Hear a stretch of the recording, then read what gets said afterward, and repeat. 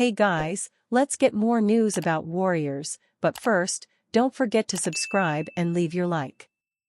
Draymond Green's message after Steph Curry's remarkable performance. Going into Thursday's contest against the Orlando Magic, the Golden State Warriors were on a 6-1 run over their last 7 games. The team's recent success was largely due to Jimmy Butler, whom the Warriors acquired at the trade deadline. Since the Butler acquisition, the Warriors had ranked number 6 in offense. Not only that, but it made them tougher on the defensive side, as they were also number 2 in defense, according to Sleeper Hoops. But that's not what Thursday night was about. In fact, Butler struggled. He scored just 5 points on 1 of 7 shooting. Luckily, it was going to be a magical Stephen Curry night. Down 17 points with the clock winding down on the first half, Curry made a 3/4 court shot at the buzzer to cut into the deficit. Curry picked up right where he left off in the third quarter. Not only did he help erase the deficit and give the Warriors the lead, but he also became the oldest player in the NBA history to record multiple 20-point quarters in a season. Forward Draymond Green gave his thoughts on Curry's remarkable performance in the win. "We had nothing going, and he kind of kept us afloat," Green said. "He completely took the game over. It was a special one for sure." After that statement, Green delivered his message with a smirk. "He likes playing here," Green said. "That was a good one. It's funny because we were sitting around the other day, and he just started naming like 5 arenas that he was like, 'That's a great arena, it's always great when we play there.' And this was one of them." Curry has averaged 27.6 points per game against the Magic in his career, according to StatMuse. While they all can't be, Curry probably wishes every trip to Orlando could end like this one.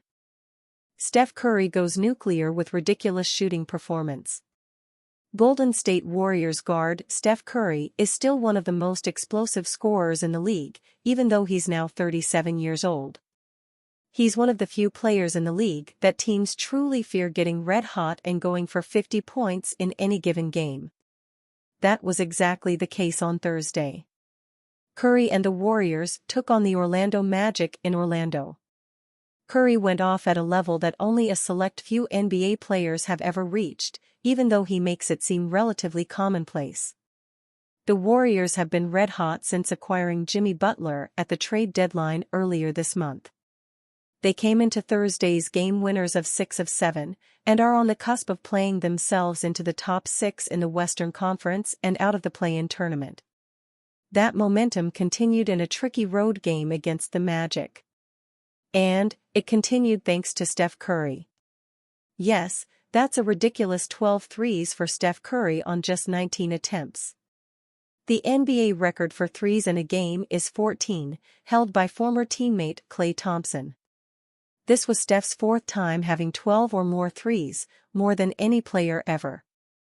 Look at how many more games he has with 9 three-pointers than everyone else. Who knows how many more of these insane Steph Curry games we will have left in his career. We should enjoy these eruptions while we still have them. The Golden State Warriors have found new life since acquiring Jimmy Butler at the NBA trade deadline.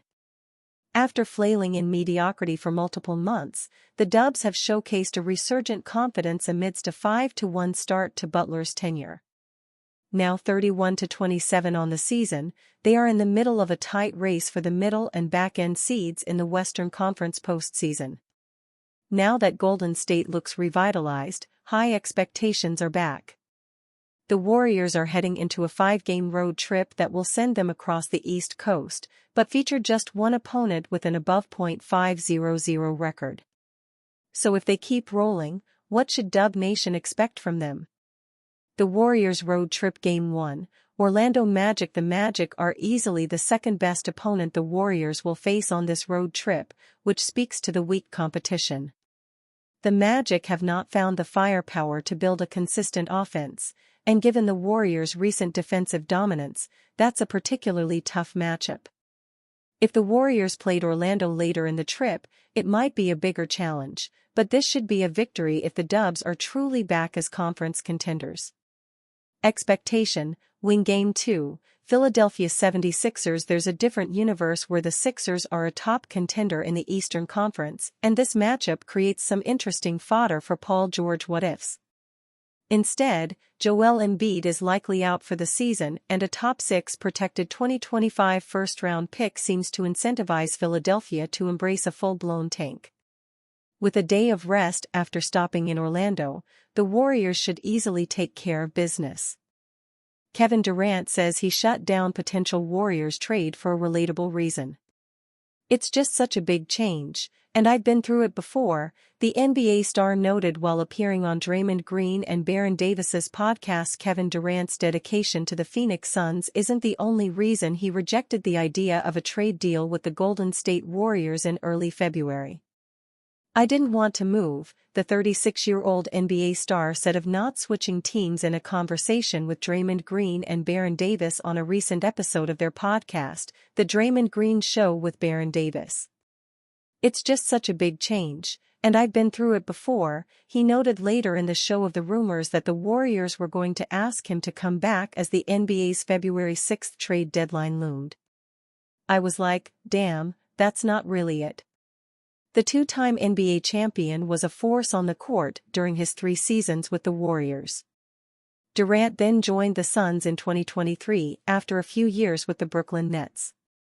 For Durant, returning to the San Francisco team in the middle of the season wasn't an option.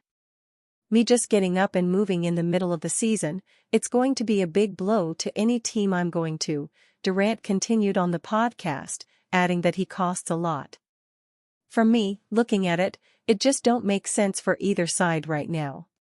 The Olympic gold medalist shared that he wants to see what his Arizona team can accomplish together, especially with the departure of Cam Johnson and Mikal Bridges, who were traded to the Nets 2 years ago. "I'm trying to see this through to the end and see what we can really do with it, you know what I'm saying?" Durant told Green and Davis. "I feel like I'm committed to my coaches and teammates." Later in the podcast, the power forward reflected on some of his favorite moments playing with NBA legends LeBron James, 40, and Stephen Curry, 36. "I felt like I was the only one on the court who knew what he was thinking," said Durant of playing with Curry, his former Warriors teammate, during the 2024 Summer Olympics. After playing for so long together, Durant knew what plays Curry wanted to make without any verbal communication. "That was cool to feel again," he added. The two former teammates were joined by LeBron James, a forward for the Los Angeles Lakers, and other big names on Team USA, eventually winning gold. The win and the meaning behind the global event was powerful for Durant, who spoke about the Olympic Games during one of his most emotional interviews in the Netflix documentary Court of Gold.